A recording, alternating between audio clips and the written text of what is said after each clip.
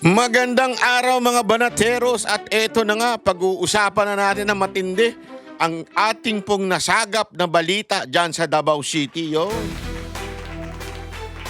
May hatid po tayong ewan ko kung good news ba para sa ating mga kababayan, pero sigurado ko bad news ito kay Bongbong Marcos at kay Auntie Claire. Kasi alam nyo naman po, di ba? Tayo po galing ng Davao City. Kakalapag lang ng eroplano. Nag-vlog talaga tayo kaagad para ibalita ang mga nasagap nating balita dyan, ha? At chika at saka chismis. Naku po, patay tayo dyan. Ayoko na magsalita na ano. Baka mamaya, naku, pagalitan ako. Ito lang masasabi ko sa inyo. Abangan nyo dahil marami tayong ichichika ngayon, ha? Ako muna bago pagpatuloy ay gusto ko muna hong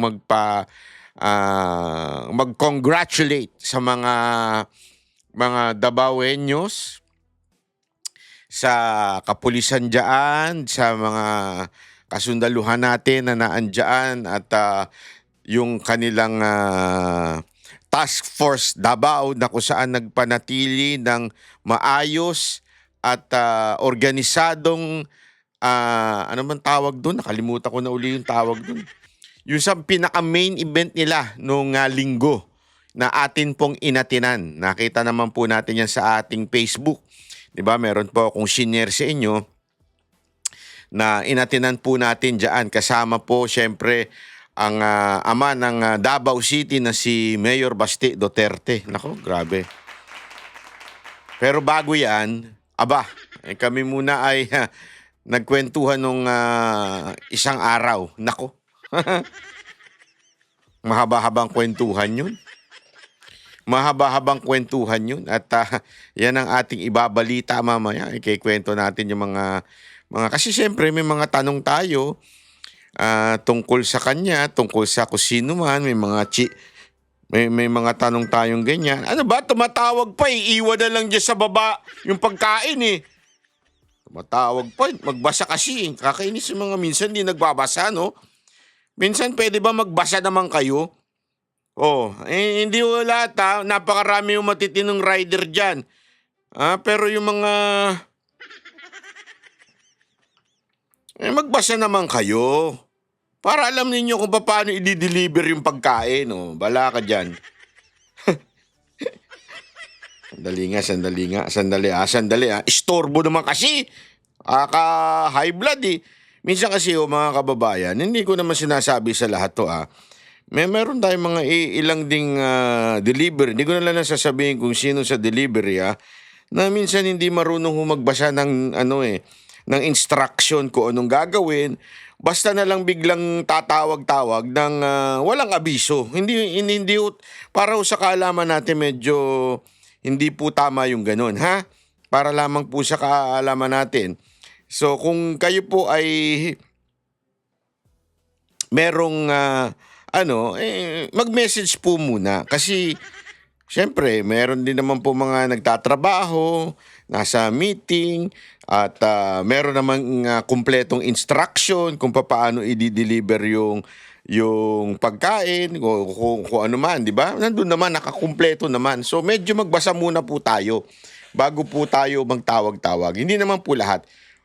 Ano lang yan, mga siguro 0.01%, parang si Ontiveros. Kadalasan naman nakukuha na yung instruction. Meron lang talagang mga 0.01. Ganon.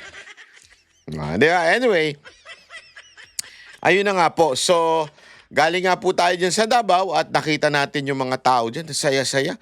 Alam mo, habang sobrang ulan dito, dyan po sa Davao, maganda ho ang nakisama po ang panahon.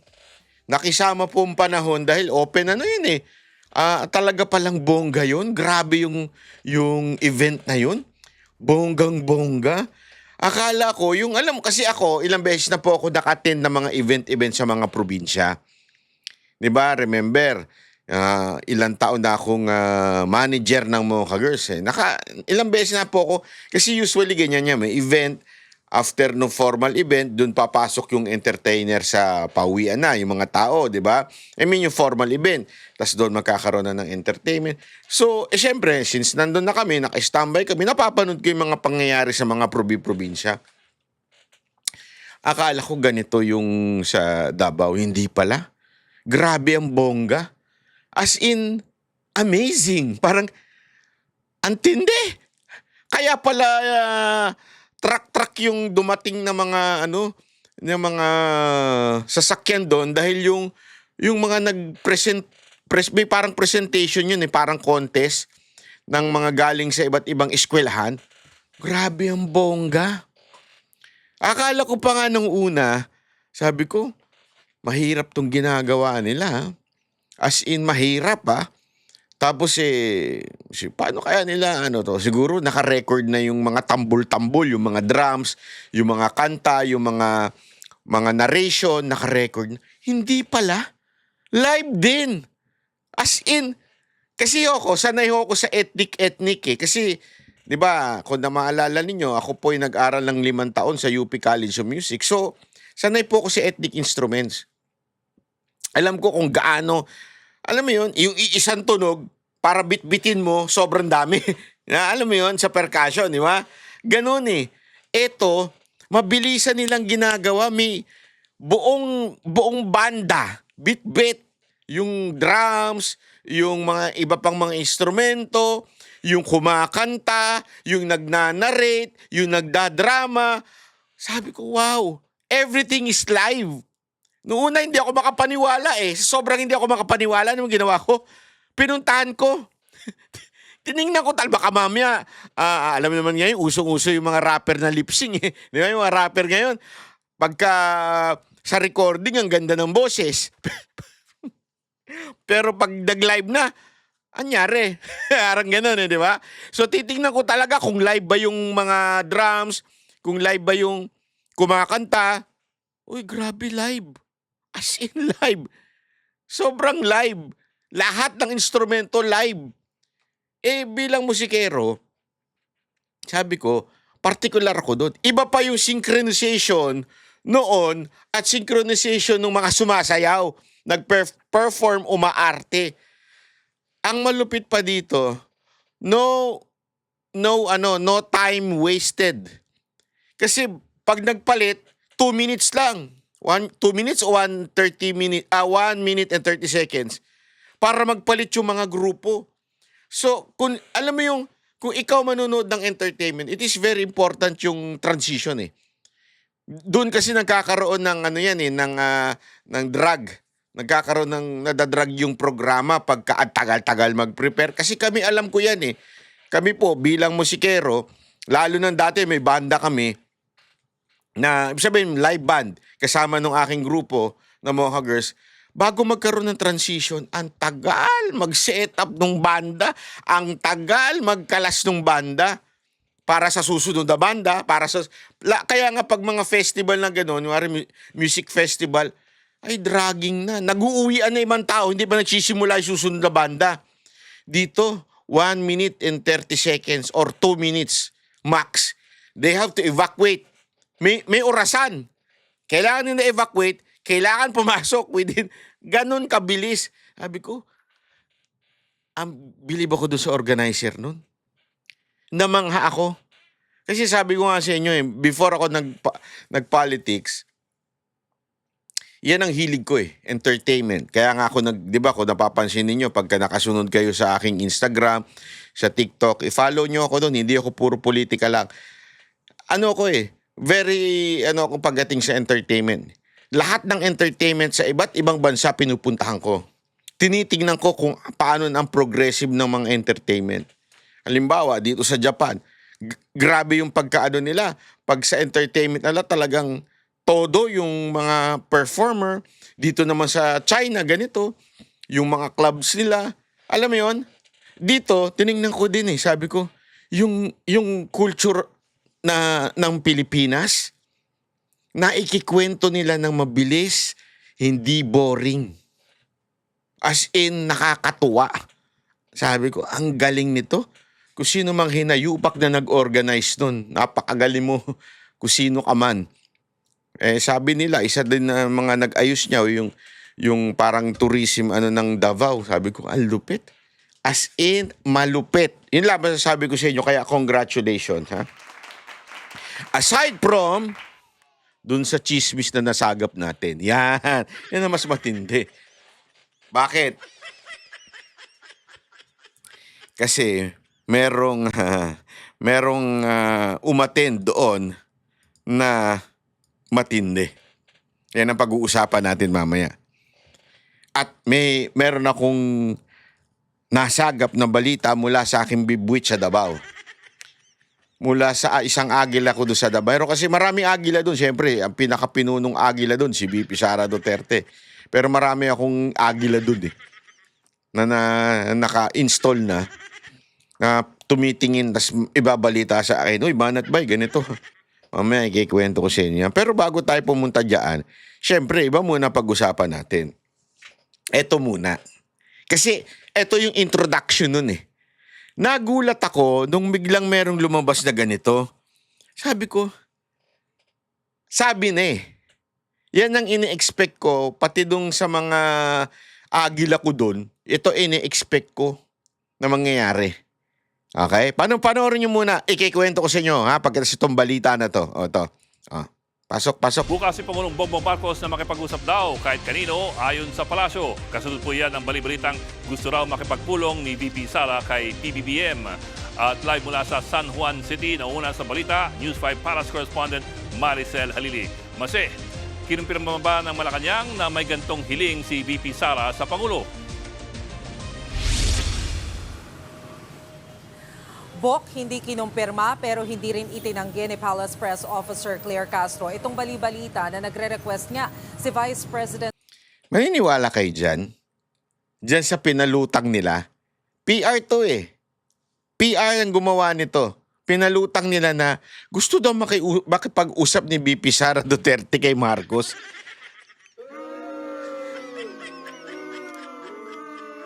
Etong PR na to, ang pinalalabas nito, parang mahina si VP Sara Duterte. Are you kidding? Are you kidding talaga? Ayoko na magmura eh. Are you kidding? Si Bongbong Marcos, kahit pag pumunta, sigurado ko baka batuhin pa ng itlog yan. Huwag nyo namang gagawin yun, ha?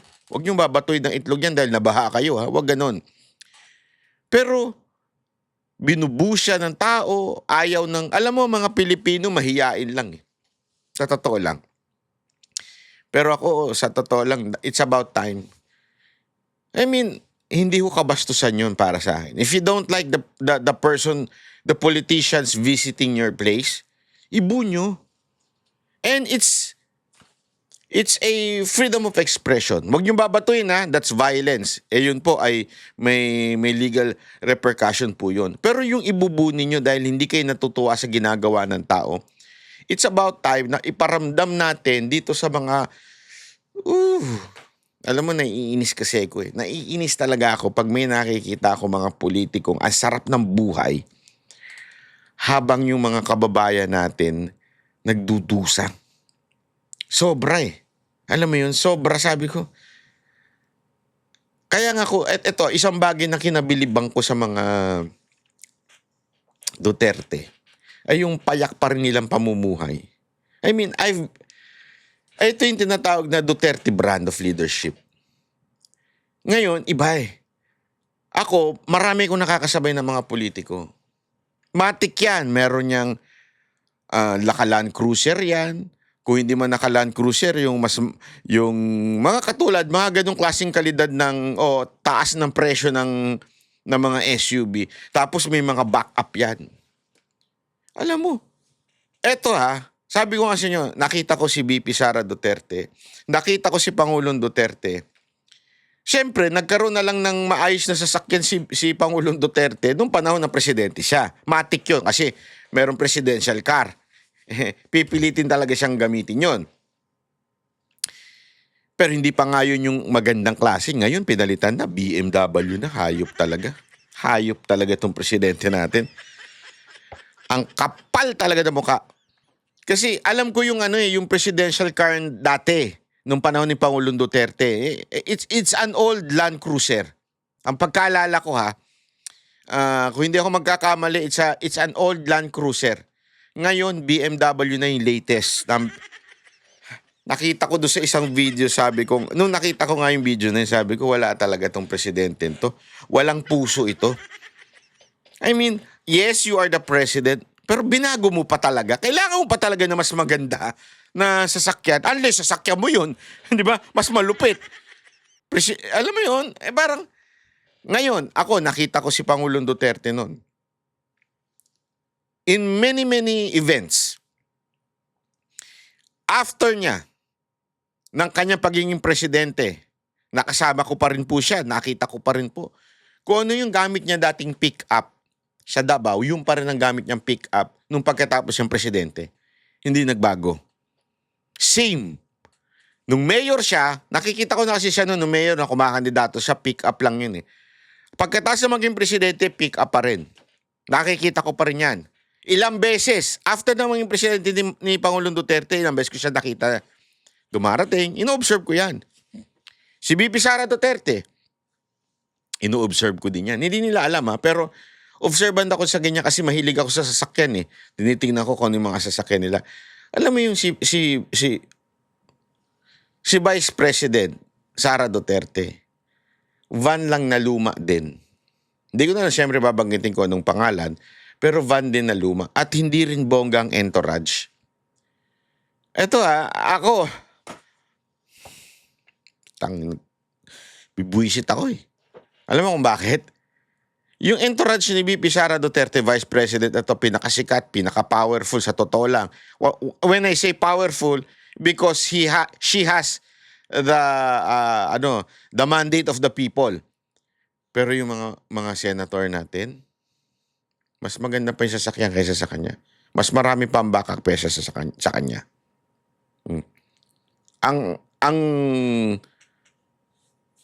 Dali, isipin ko kung babanggitin ko. Sige na nga, banggitin ko na nga. Banggitin ko nga ba? Ang isa lang na nakita kong payak na senador na ilang beses ko na rin nakita yung consistency na payak, si Robin. Actually, siya nga may karapatang maganda sa sakyan eh. Bakit? Artista siya eh. I mean, ang bihira. Kumita lahat ng pelikula nun. Wala na flop na pelikula si Robin. I mean, kung meron man dapat, kaya lang naalala ko, kasi tinanong ko rin yan eh. Nung pala talaga noon, hindi pa senador si Robin, binenta niya yung mga sasakyan niya, tapos tinulong niya sa Mindanao. Napag-alaman ko yun. Kaya nga kung meron man din ng Duterte brand of leadership, si Robin. Totoo lang. Ha? Ako, para sa akin, paulit-ulit ko sinasabi ito. Si Robin, mukha lang barumbado magsalita pero matalino yan. Pag nakausap niyo ng personal yan, ang daming alam sa history niyan. Sobrang, ang ano niyan, matalas ang isip niyan. Mukha lang hindi kasi dahil yung the way siya magsalita, ganun na kasi siya eh. Pero humility, ay grabe ho. Sobrang humble na tao niyan. Kahit ang taas-taas na yan. Kaya nga ako nagka-jowa dahil sa kanya eh. Sa totoo lang ha. Unang jowa ko, alam mong ginawa ko? Pinapanood ko na maging sino ka man. Paglabas namin sinehan, sinagot niya na ako. Kasi hindi ako marunong manligaw. Hindi ko pa pala nasabi ito kay Robin, ano? Hindi kasi ako marunong manligaw. Sa totoo yung bata ko, yung elementary ako, hindi ko paano ba maligaw? Paano mo sabihin na I love you? Yung mga ganun. Hindi kasi ako hindi ako sweet na tao eh, sa totoo lang. So hindi ko alam ang gagawin. Ang ginawa nung may sabi nung kaklase kong high school, isama mo doon ng sine, tapos doon mo hawak-hawakan yung kamay. Yung mga ganun ba? Yung style doon eh, nung unang panahon ganun eh. Ngayon wala nang ganun eh. Diba? Sa club na eh, hihipuan mo na eh. Hindi. Sa totoo lang, sa sinihan. So, nandun kami sa sinihan. Hindi ko, nahiya akong hawakan yung kamay. Baka mamaya ganunin yung kamay. Talagang sobrang mahiyain po ako eh. So, ang ginawa ko, nanood lang kami. Pero, lo and behold, after ng bumi ng maging sino ka man, paglabas namin, niyakap ako. Sabi ko, Robin, utang na loob ko talaga sa ito. Unang jowa ko na tumagal ng 1 buwan. Kasi siyempre yung hype nung pelikula, nung 1 buwan lang, pagkatapos nun, wala na. Hindi ko na alam paano i-follow through. Paano magbigay ng mga bulaklak. Hindi ko kasi talaga alam yung mga ganun-ganun eh. Anyway, kaya kasalanan ni Robin. Anyway, ito si Robin, isa pa. Pangatlo, itong si Baste Duterte. Si Baste din. Kung alam nyo lang ang sasakyan ni Baste, basta, hindi rin yung, ayoko rin pangalanan, pick up din. Ewan ko kung pick up ng tatay niya yun eh. Pero wala din talaga. Tapos wala rin, alam mo yun, mayor ka ng Davao eh. Di ba? Mayor ka ng Davao. Dapat ang entourage mo 3, meron ka pang hagad. I mean, karapatan mo yun nasa mayor eh. Para mas mabilis ka makapunta sa paroroon. Lalo na Davao City is the biggest city in the Philippines. So, for you to go to different places in Davao City, you need an entourage. You need people, you need mga pulis na motorcycle, di ba ganon dapat? Kasi, alam mo, nagpupunta kami ng ibang mga probinsya nung panahon ng Mohagers, ay grabe ho. Pag mayor, anak ng tutsang kalabaw, parang presidente. Pag governor, lalo na. Hindi ako nagbibiro. Pag governor, mayor ng mga probinsya, sila kasi yung hari dun eh. Walang batas dun kung hindi sila. Sila nasusunod dun. Yung nakalagay sa konstitusyon na presidente, vice president, senators, senate president, chief justice, lang ang pwede magwangwang. Ang basa nila doon, kami ang presidente nitong lugar na ito, therefore, allowed kami magwangwang. Grabe ho, walang biro. Si Baste, walang ganun. Wala. Hindi mo mamamalayan na dumadating na siya. Wala kang mamamalayan na, kasi ramdam mo yun eh, pag darating. Alam mo yun, ramdam mo pagka darating na yung isang opisyal, ang grabe entourage, hayop.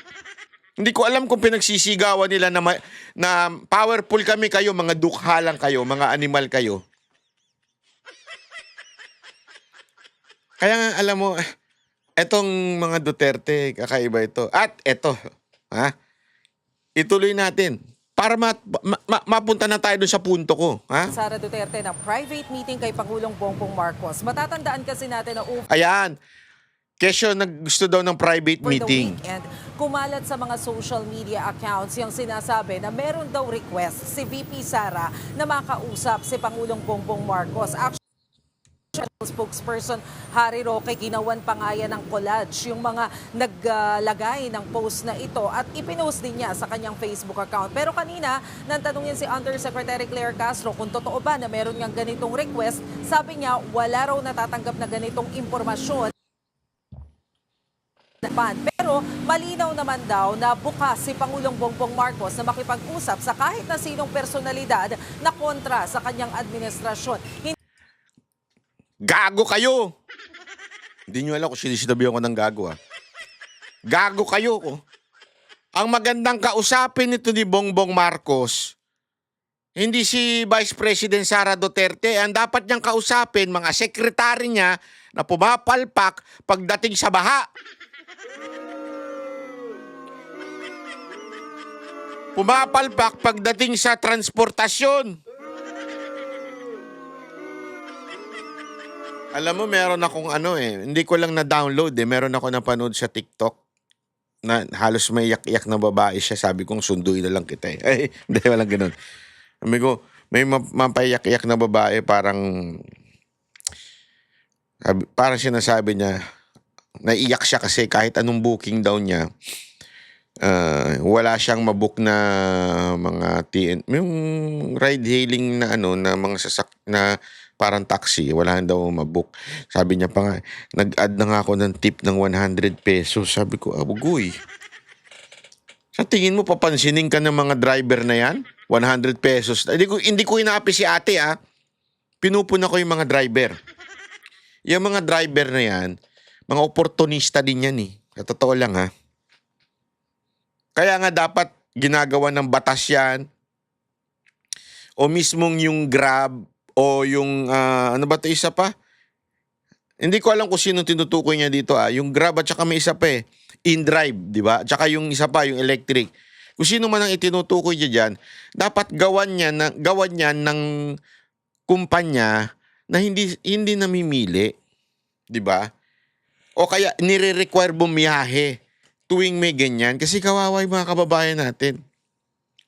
But again, aside from that, ang talagang palpak dito ay yung public transportation. Alam mo, hindi naging problema yan sa Davao. Punong-puno ng tao sa Davao City dito sa Kadayawan. Alam mo, ang dali mag-book ng Grab. Hindi ko nga alam kung bakit I mean, ang daling, kasi nga, ang sabi sa amin doon, marami kasing transportation. Hindi lang Grab. Tapos may mga bus pa sila. As in, yung magandang mga bus nila, marami silang transportation. Therefore, yung mag-aagawan yung mga transportation ng pasahero. Sa Maynila, it's the other way around. I'm not saying Maynila, Manila City Metro Manila, kulang. Diba? So, simple lang naman yan. Kung marami masyado ang tao o customer, diba, o mananakay, abay, mag-iinarte yung mga lintik na yan. 100, di ka papansinin yan. Bigyan mo na mga 1,000 yan, baka pansinin ka agad-agad. Di ba? Sa totoo lang, hindi ko kaya lang, sabi ko nga, mistake ito. Itong, yung sa mga ride-hailing na taxi na yan, ano yan, parang panakibutas na lang yan. Ang totoong problema dyan, wala talaga tayong matinong public transportation.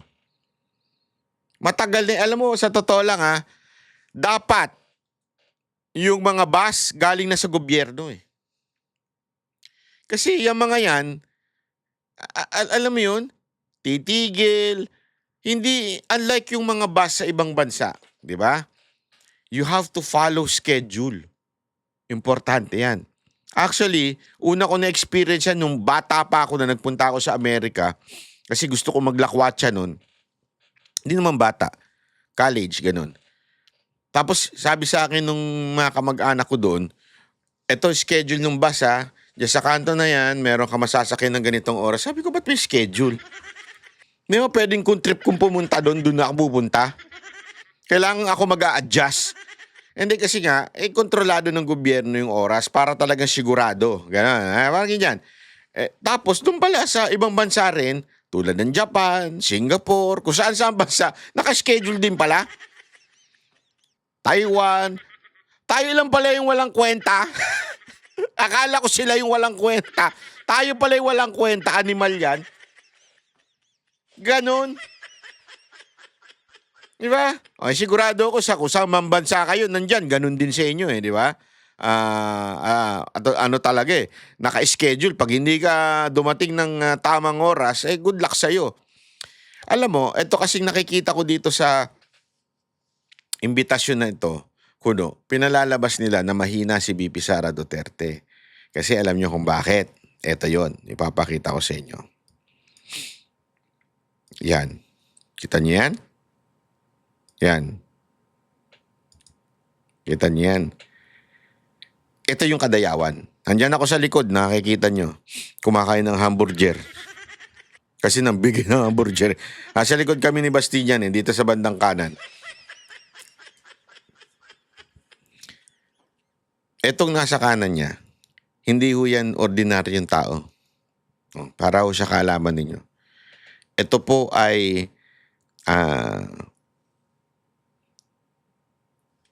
padala ng US Embassy sa Manila. Yan ang kanilang political affairs officer. Political affairs. As a matter of fact, binati pa nga yan mismo ni Baste on stage. Ewan ko, siyempre hindi nababalita na mainstream media yan. Pero sigurado ako, nalaman na ng Malacanang yan. Kaya itong chismis nila na gusto makipag-usap ni Vice President, ulul, hindi kakausapin ni Vice President. Eto, kausap na. Eto pa, chika dyan. Sa kaliwa niya yan. Dapat sa kanan niya, yung ambassador naman ng China. Kaya lang, nagkataon lang may schedule. Kaya hindi din nakapunta. Sabi ko nga, ganda siguro noon kung napicturean yun, ano? Amerika sa kaliwa, kanan. At ito, chika. Ito, chika to, ha? Gusto niyo yung chika? Sige na nga, chika ko na nga. Galing sa aking agila dyan sa Davao City. Ang chika, matagal nang nangungulit yan. Siyempre, hindi nila i-deny nila yan. Matagal na daw di umanong nangungulit yan, nakausapin si Vice President Sara Duterte at ang mga Duterte dahil sa darating na eleksyon.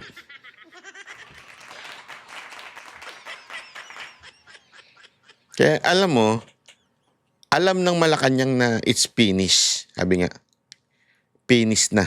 Yan ang totoo. Finish na. Eh, kung ayaw nyo maniwala sa akin, let's see. Time will tell. No? Basta yun na lang. At yan po ay ang kanilang, imaginein mo, political affair ka ng US Embassy, pupunta ka ng Davao. Diba? Ay alam naman natin, ang ibinibintang nila sa mga Duterte ay pro-China. Diba? Pero bakit na nandyan? At tila di umano nanliligaw na. Ang balita nga, ang gusto pa talaga nila makausap is mismong si Vice President Sara at syempre to si Baste dahil alam naman natin na pag si Vice President Sara Duterte ang na-impeach, malamang sa malamang ang itutulak ng taong bayan ay si Baste Duterte. At alam nyo ba, ito, isa pang chika to, merong isang survey. Kasi may isang gagong survey, may lumabas na survey na hindi kumpleto yon. Okay? May iba pang survey. May lumabas na survey, inilagay Leni Robredo and si Raffy Tulfo head-on with VP Sara Duterte and Amy Marcos. Lumamang dito si Leni Robredo. Bakit? Kasi ayaw naman na ng tao kay Amy. Alam mo, ito yung dapat matanggap ng anyone. Hindi pala si Amy ang ayaw nila. Ang ayaw nila yung pangalang Marcos. Aminado rin naman si Amy na nasira talagang pangalan ng Marcos. That's why she asked help from VP Sara Duterte last time to be endorsed dahil tagilid siya. Alam yan. Yung isipin nyo head-on, Leni Robredo, Raffy Tulfo, Sara Duterte, and Amy Marcos as vice. Lamang si Leni. Bakit? Dahil ganun katindi ang epekto ng Marcos. Kahit sinong itandem mo kay VP Sara Duterte, kay Marcos, ay babagsak. And don't worry, ladies and gentlemen, I don't think pipiliin ni VP Sara Duterte si Marcos as Vice President. I don't think so. Malayo sa malabo yan. Malayong malayo na, malabong malabo pa. Ganon. Pero ito, may isang lumabas na survey na hindi binalita. Head-on, Leni Robredo, Tulfo, alam mo kung sino katapat? Baste and Robin. Head-on. Lamang na lamang si Baste. Kaya sabi ko sa inyo, maniwala kayo sa akin. Para sa akin maganda ang tandem Baste at saka Robin.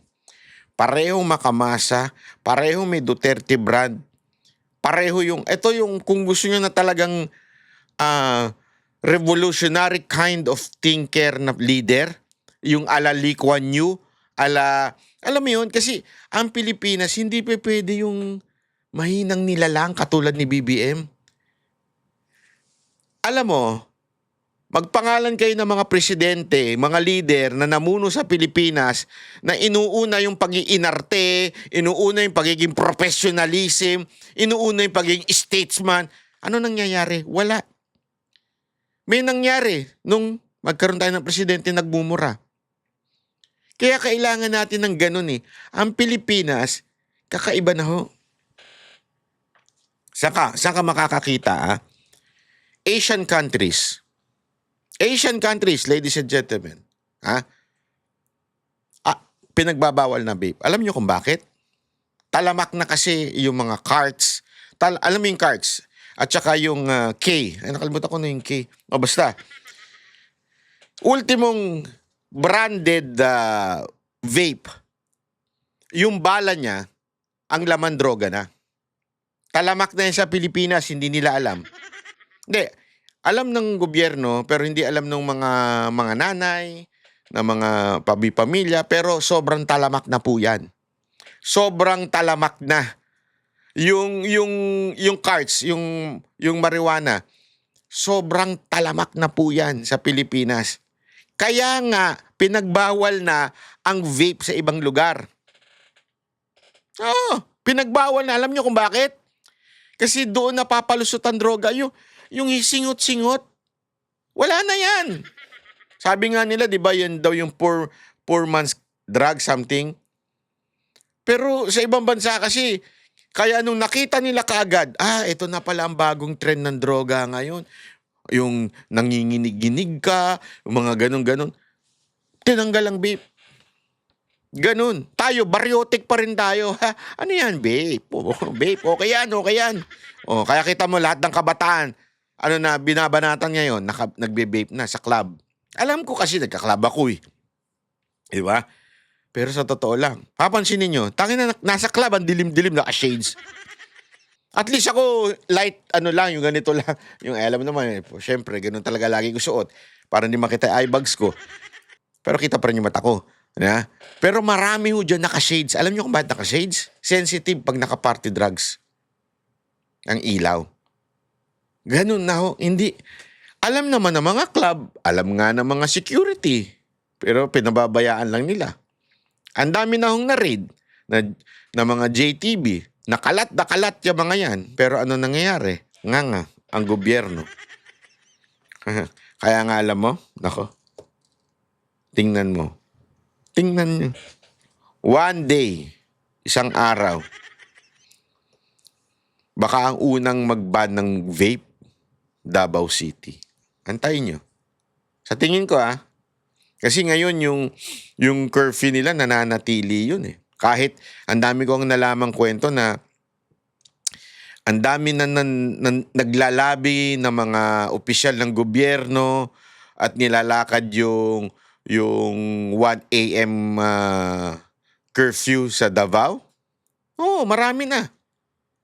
As in, di ba akala nila, okay to si Kasi si PRRD, medyo lenient siya, wait yan, pero galit sa paninigarilyo yan. Dahil nga sa nangyari sa kanya, na may, di ba, tinamaan siya nung parang sakit sa sigarilyo. No si VP Sara Duterte na naging mayor, mas stricto daw. Ine-expect nila nung si Baste ang mayor, puro tattoo to. Chill to, umiinom to. Magiging mas lenient. Hindi ho. Mas mahigpit pala si Baste. Yan na napag-alaman ko. Yung sa coastal, yung lakaran. Alam mo yung lakaran ng mga tao doon, no? Naglalakad kami dyan eh. May mga nag-iihaw-ihaw. Nung una pala, yung mga mesa dyan, umaabot na sa karsada. Kasi marami nagiinuman dyan. Hindi pala nagiinuman. Kumakain, nag-chill. Sa coastal yan eh. Malapit eh, lalakad-lakad doon. Sarap doon eh. Totoo, sarap tumambay doon, sarap kumain doon. Chill lang. Alam mo, malapit na sila sa kalsada. Yung buong walkway. Pinatanggal ni Baste. Maraming nagalit doon kasi parang kumina yung negosyo namin kasi natanggal yung lakaran dito. Kasi nga, kay Baste, ang priority niya, syempre mas bata eh. Hindi ko masasabi si VP Sara Duterte hindi bata Kaya lang nakakapunta yun sa mga lugar na gusto niya itsura ng Davao, parang Singapore. Ganon yung style ng pananaw niya. Modern, pero strict. Alam mo yun? Kaya kahit ang dami naglabi na nagsabi, tanggalin na yung liquor ban, humihina ang negosyo. Sabi pa nga niya, para bagang humihina ang negosyo, ba't ang dami nagbubukas na bar? Hindi humihina ang negosyo dahil sa liquor ban. Mahina lang kayo sa marketing siguro, kaya kayo humihina. Which is true. Pinuntahan, nag-clubbing kami doon eh. Lahat pinuntahan ko, hindi ko kasama si Bastia. Kasi kami lang nila Boss Dada at saka ilang friends. Nag-ikot-ikot kami dyan, nila Tio. Puno naman eh. Kaya lang talagang pag alauna na, bukas na ilaw. Nagkakasiyahan yung mga bakla doon eh. DJ kasi gago rin eh. Gagong matino yung ibig sabihin nito. Yung DJ bigla naman nagpatunog ng Make me water. Syempre, alam mo na pag water na yung tugtog. Alam mo yung kanta ni Tyra ba yun? Tyra. Na water. Ito mga bakla talagang kumuha na ng tubig. Binus-bus. Make me water. Bus-bus na sa katawan nila ng tubig. Ayun, tigil na. Kasi nababasa na yung club. Maganda pa naman yung club. Hindi, pero tama-tama naman. Alauna na. Nung alauna na, binuksan na yung ilaw. Sabi ko, ano to, Dubai? Kasi gano'n, hindi pala Dubai, Qatar. Naalala ko sa Qatar, gano'n eh. May oras lang eh. Hindi asaya-asaya ng mga tao. Habibi yun! Di ba yung kantang Habibi? Sumasayaw-sayaw sa mga club, yung mga Arabo, gumaganyan-ganyan para mga ulol eh. Tapos biglang, alauna na, bubuksan yung ilaw. Ewan ko kung alauna o alas 2 nung panahon namin. Alas 2 ata. Alas 2, pagbukas ng ilaw. Nakita ko yung kahapon, sabi ko, ay, ang sad. Pero alam mo yon, kaya tuloy walang crime din kasi mas priority kasi yung kailangan safe. Umuwi kayo sa bahay, mag-aral kayo, hanggang alauna lang kayo pwede magliwaliw, magtatrabaho pa kayo bukas para maging productive yung city. Kasi there's a study eh. Ginawa nila ng study yan. Nas nagiging productive yung city pag hindi masyadong ganon. Which is true. Ngayon sa Metro Manila, ang daming bobo. Hindi nyo ba napapansin? Hindi ko inapi yung mga taga Metro Manila. Ako, dito ako nabuhay. Dito talaga ako lumaki. Pero ang dami yung sabit na utak dito sa Maynila. Pumunta kayo sa club. Pakinggan nyo yung usapan ng mga Gen Z sa club. Inang bobobo. Yung ba? Hindi ako nagbibiro Sa totoo lang, ang dami ngayon yung mga geng-geng. Akala nyo yung mga geng-geng, yun yung nasa BGC na mga naka malalaking suotin. Maraming geng-geng din sa club. Oh. Social na mga geng-geng. Kasi pag sinabi mong geng-geng, yung para mga gangster. Marami rin sa club na geng-geng. Ang gaganda.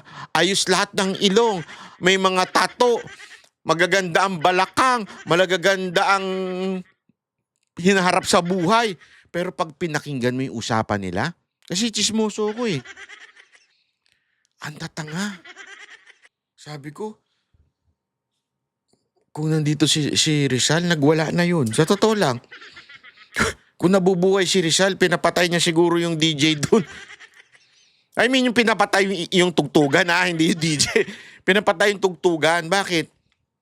Wala na eh. Ay ko, patay kang bata ka, parang wala nang kinabukasan ng Pilipinas. Kasi supposedly, yung kabataan, the next generation are the entrepreneurs, sila yung mga negosyante. Hindi. Alam mo kung ano nangyayari ngayon? Ito, walang biro ito Sorry to say and this is really sad. Alam mo kung ano nangyayari ngayon? Dumadami scammer. Bakit? Mga walang trabaho, tas nag-TikTok. Nag-TikTok, naging affiliate. Nung nag-affiliate hala, sige, paliwanag. Alam mo, itong produkto na ito, pag ginanto mo, ganyan-ganyan. Tapos talaga malinis. Pero sa totoo lang, pag binili mo, scam. Ilan sa inyo may experience na ganyan? Di ba? Sa totoo lang, hoy, ako ho. Minimum mga 5 ang ina-add to cart ko araw-araw. Tapos, buti na lang yung mga pinipili ko yung mumurahin lang. Pag, alam mo yun, sa 10 siguro na na-add to cart ko, mga 1 o 2 lang ang nagsasabi ng totoo. Kasi parang convincing yung mga scammer dyan sa TikTok. Alam mo kung bakit? Kasi ang dami sa mga Pilipino ngayon, hindi na nag-aaral, walang trabaho, naging bobo na, ano ginawa? Nag-TikTok na lang, tapos nangi-scam na lang ng kapwa. Kaya puro ang produktong na, hindi ko naman sinila lahat ha, yung mga nagiging affiliate lang. Kasi maraming produkto sa TikTok na walang nagbebenta. Kasi walang commission. Pansinin niyo, bakit na walang commission yung produkto na yun? Kasi yung produkto na yun, talagang may quality. Hindi niya kailangan ng nagbebenta, talagang binibili sila. Pero pag may nagbebenta, tapos ang mura-mura, matik yan, pangit yan pagdating. Ang dami ko ng returns. Totoo, kilala na nga ako nung JNT. Sa dami kong returns kasi pag nakita mo sa ano, ang laki nung parang sopa na higaan. Pas pagdating sa'yo, unan. Pero yung nagbebenta, grabe makakumbinsi ha. Scammer na eh.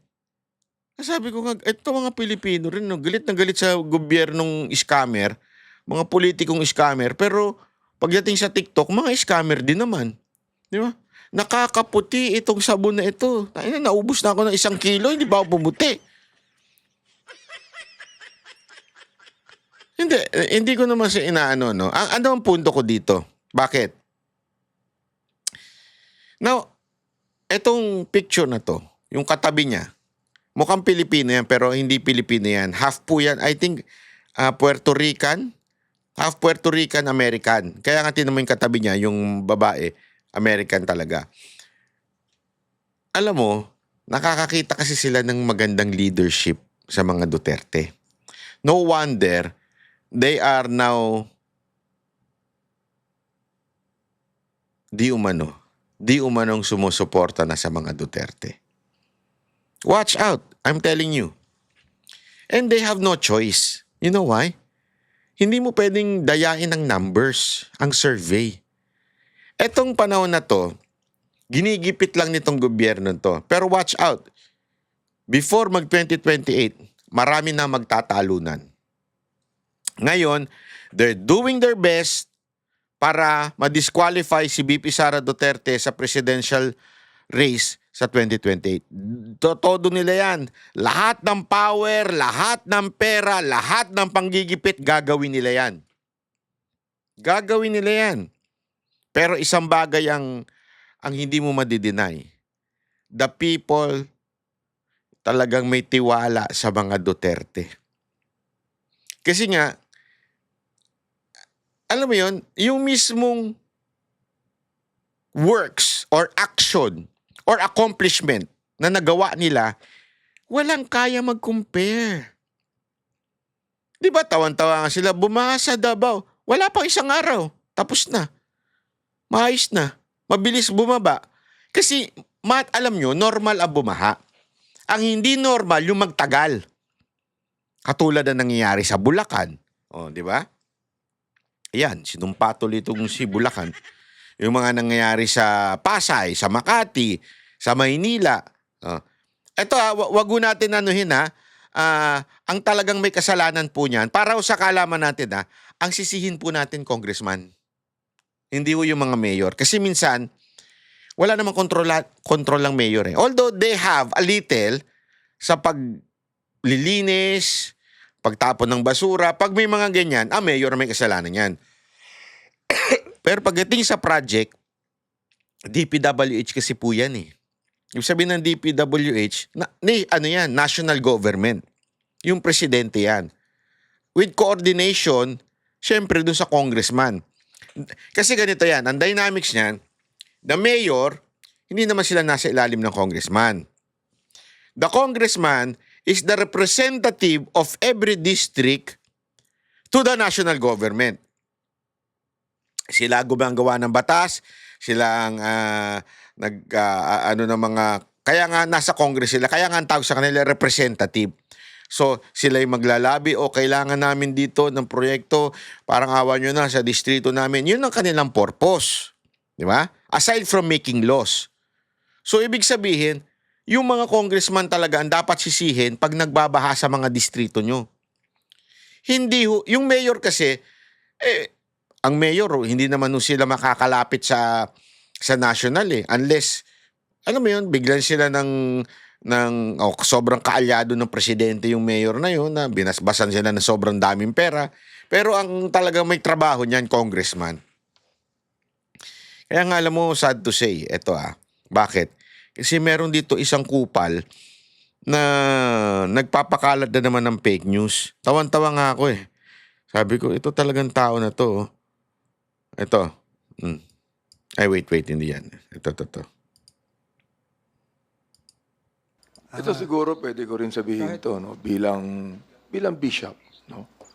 Mukhang pati ang Diyos nagagalit na rito. False prophet talaga ito si Abante. Tingnan nyo ha, bakit daw nagagalit ang Diyos? Grabe, sabi ko, how dare you use the name of God for your politics? False prophet ka talaga? Sobra kang false prophet. Inaalaw niya na yung baha eh. Baha na sa buong Luzon. Oh, tama na sana, di ba? Tingnan nyo kung sino may kasalanan. Anong ginagawa ng ating Vice President? Nagpupunta sa iba't ibang bansa. Just imagine meron tayong impeachment court dito. Dapat humarap siya. Nagagalit daw ang Diyos kaya tayo binabaha. Tapos, hinahanap niya si VP Sara Duterte. Anong ginagawa? Hindi ko alam kung tanga o bobo o talagang false prophet itong tao na ito. Ang Vice President, never niya naging trabaho o maglinis ng baha, maglagay ng flood control. Kayo yan eh. Trabaho niyo yan. Mga congressman. Kayo nga yung maraming allocation dyan eh. Ang Vice President hindi naglalagay ng allocation. Ang trabaho ng Vice President, antayin na mamatay yung presidente. Patay na po ba yung presidente? At hinahanap niyo si Vice President para sumulusyon sa baha? Ganyan na baka kahina ang tingin nyo kay Marcos? Nangahanapin nyo yung Vice President? Anong katangahan yan, Abante? Anong katangahan yan? Sa totoo lang. Alam mo, ako naniniwala ako kaya hindi din lumalago yung church mo. Sobrang sablay ka eh. Sobrang kaya hindi lumalago yung church ito. Nakita niyo ba yung church ito kung gaano kadami? Hindi ko inaano pero grabe. Napaka-false prophet. Mantakin mo. Nagagalit na daw ang Diyos dahil sa baha tapos biglang sisisihin si VP Sara Duterte. Grabe yung ano mo. Tinamulitin natin yung pag-twist niya ha. Oh. Ito siguro pwede ko rin sabihin to, no, bilang bishop, no. Mukhang pati ang Diyos nagagalit na rito eh. Inaalaw niya na yung baha eh. Baha na sa buong Luzon. Anong ginagawa ng ating Vice President? Nagpupunta sa iba't ibang bansa. Just imagine meron tayong impeachment court dito. Dapat humarap siya. Saan siya? Nasaan siya ngayon? Gusto kong tanungin, nasaan ba siya ngayon? Meron akong nakita na video. Sumasayaw pa siya eh. Nasaan ba siya ngayon? Hindi ko alam kung false prophet to o bobo din eh. Ba't tingin tanong sa Senator Judge? Required ba umattend ang Vice President o yung ini-impeach na tao to explain herself? First, this is how stupid you are, Abante.